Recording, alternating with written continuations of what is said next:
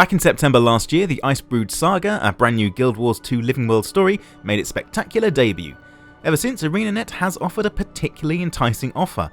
Buy Path of Fire and you get the base game, the first expansion Heart of Thorns, a max level boost, and access to the latest episode of the Icebrood Saga, all for £25.99. That's great and all, but if there's one thing that MMO players can agree on, and there probably is only one thing, it's that we love counting hours.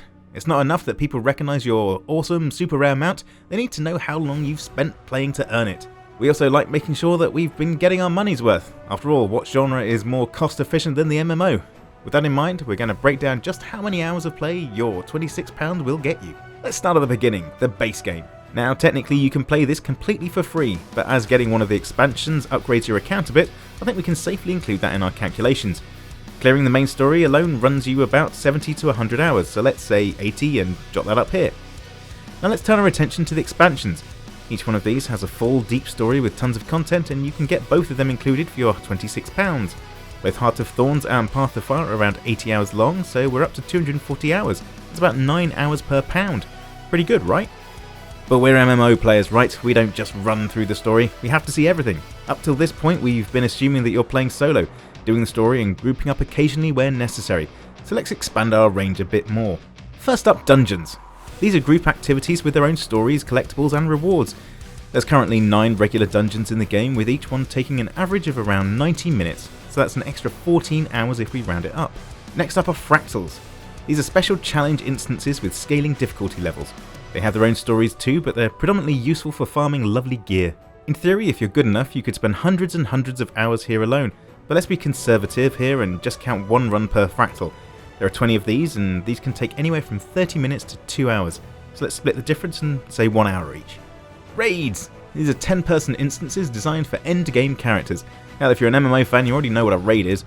Across both expansions you're looking at 5 raids, one of which has 3 wings. At an average of 90 minutes per wing, that's around 11 hours all told. This isn't even including the time needed to get raid ready, by the way, only what it'll take to clear.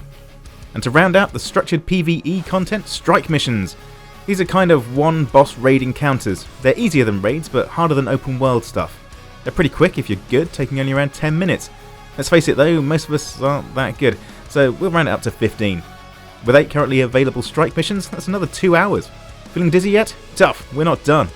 Guild Wars 2 is more than just structured content, and there's all manner of extra challenges and tasks that can keep you occupied, so let's rattle these out.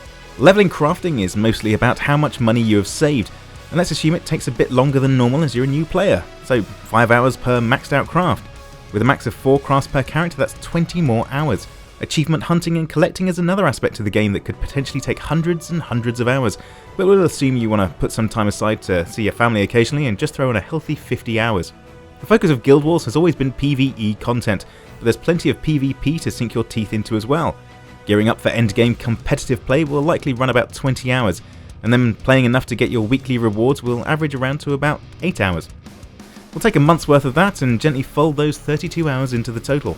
So there you have it. For your £25.99, you'll likely get more than 409 hours of play. That's 16.5 hours per pound. Not bad at all, eh? We hope you've enjoyed this video. If you have, remember to like and subscribe and maybe even ring that bell. And while you're here, let us know in the comments how many hours you've clocked up in Guild Wars 2. Episode 2 of the Icebrood Saga, Shadow in the Ice, is playable now.